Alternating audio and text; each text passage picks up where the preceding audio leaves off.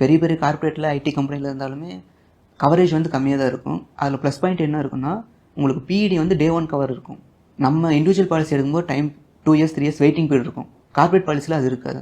ஆனால் எப்போ நீங்கள் கம்பெனியை விட்டு ரிலீவ் ஆகுறீங்களோ அந்த செகண்டே கட் ஆயிரும். தனி ஒரு கம்பெனி ஸ்டார்ட் மாதிரி ஆரம்பிக்கிறீங்க, இல்லை ஒரு கம்பெனிலேருந்து ஒரு கம்பெனி ஸ்விட்ச் ஆகும்போது டைம் கேப் இருக்குது. அந்த டைமில் ஏதாவது ப்ராப்ளம் அப்படின்னா உங்களுக்கு கவரேஜ் டோட்டலாக கட் ஆயிரும். ஸோ சேஃப் சைடு நீங்கள் இண்டிவிஜுவல் பாலிசி செப்பரேட்டாக வச்சுக்கிறது தான் பெஸ்ட்டு. ஓகே, ஸோ கம்பெனி நம்மளுக்கு கொடுத்தாலும் சைட்ல ஒரு இண்டிவிஜுவல் பாலிசி எடுத்துக்கணும் அப்படிங்கிறீங்க. இருக்கிறது சேஃப் சைடு.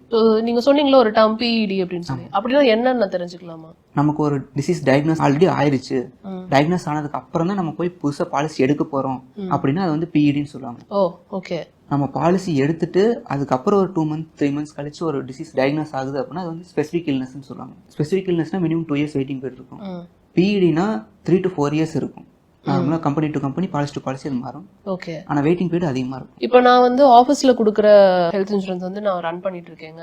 அது வந்து என்னோட ஃபேமிலிக்கு வந்து இப்போ ஃபார் எக்ஸாம்பிள் மேரிடுனா ஒய்ஃபுக்கும் குழந்தைங்களுக்கும் அது வந்துட்டு கவர் ஆகுமா, இல்ல வந்து அதுக்கு தனியா நான் தனியா வெளியில எடுக்கணுமா, இது மாதிரி நிறைய கேள்விகள் இருக்கும். சரி, நீங்க எப்படி நம்ம டிஃபரன்ஷியேட் பண்ணிக்கலாம்? வெளியில நமக்குன்னு தனியா ஒரு ஹெல்த் இன்சூரன்ஸ் எடுப்போம், இப்போ ஆஃபீஸ்ல நம்மளுக்கு கொடுக்குறது வந்துட்டு ஃபேமிலிக்கும் கவர் ஆகிற மாதிரி கொடுப்பாங்க. எப்படி நம்ம அதை கான்சென்ட்ரேட் பண்றதுன்னு தெரிஞ்சுக்கலாமா?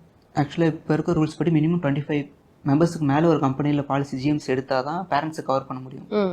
ஒர்க்கர்ஸ் எம்ப்ளாயிஸ் அது கம்மியாக இருக்காங்கன்னா கவரே ஆகாது. அப்படி எடுக்கும்போது லிமிடேஷன்ஸ் கம்மியாக இருக்கும். ஒருத்தவங்களுக்கு வந்து மெட்டர்னிட்டி இருக்குது, ஒருத்தவங்களுக்கு பேரண்ட்ஸ் கவர் ஆகுது, ஒருத்தவங்களுக்கு ஃபேமிலி மெம்பர்ஸ் ஹஸ்பண்ட் ஒய்ஃப் மட்டும் கவர் ஆகும். அப்படி எடுக்க முடியாது. ஜிஎம்சி பாலிசி எடுக்கும்போது டோட்டலாக ஒருத்தருக்கு என்ன இருக்கோ ஒரு 50 பேர் 100 பேர் கம்பெனியில் என்ன இருக்காங்கன்னா ஒரே மாதிரி தான் எடுக்கும். ஓகே.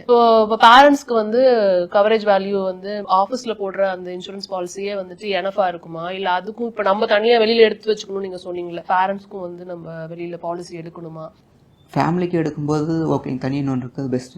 பெரியவங்களுக்கு 2 to 3 lakhs கவரேஜ் கம்பெனி பாலிசிலே கிடைக்குது அப்படிங்கிற பட்சத்தில் அதே பெஸ்ட். அதுவே ஏன்னா வெளியில நம்ம எடுத்தோம்னா ஏஜ்டு பர்சன்னா ப்ரீமியம் வந்து ரொம்ப அதிகமா இருக்கும். கவரேஜ் 2 to 3 lakhs கம்பெனியில் கவரேஜ்ல இருக்குன்னா அதே எனஃப் தான். எல்டர்ஸ்க்கு சொல்றேன். எல்டர்ஸ்க்கு அதான் நீங்க சொல்றது. தனியாக எடுக்கும்போது ப்ரீமியம் ரொம்ப எச்சா இருக்கும். டே 1 கவர் எங்கேயுமே கிடைக்காது. நீங்க கம்பெனியில் இருக்கும்போது உங்களுக்கு எல்லாமே வெயிட்டிங் பீரியட்ஸ்ல எதுவுமே இருக்காது. பட் நம்மளுடைய கவரேஜ் வேல்யூ தாண்டி நம்மளுக்கு எக்ஸ்பென்ஸ் அதிகமாகும் போது அதை எப்படி நம்ம டேக்கிள் பண்ற முடியும்? இப்போ பேரண்ட்ஸ்க்கு வந்து நம்ம ஒரு பாலிசி எடுத்துருக்கோம், பட் நாம் அவங்களுடைய மெடிக்கல் பில் வந்து அதை விட நம்மளுடைய கவரேஜை விட அதிகமா வருது அப்படின்னா நம்ம அதை எப்படி கவர் பண்ண முடியும்? அதை எப்படி நம்ம வந்து அந்த டைம்ல சமாளிக்க முடியும்? ஃபர்ஸ்ட்லாம் இப்போ நீங்க ஒரு 5 lakhs பாலிசி வச்சிருக்கீங்க, அந்த 5 lakhs லிமிட் தாண்டி பில்லு 6 lakhs 7 lakhs போகுதுனாலே பாலிசி கட் ஆயிரும். திருப்பி நீங்க என்ன ப்ரீமியம் பே பண்ணீங்களோ அதே ப்ரீமியம் பே பண்ற மாதிரி இருக்கும். கண்டினியூ பண்றது, அப்பதான் மறுபடியும் கவரேஜ் வரும்.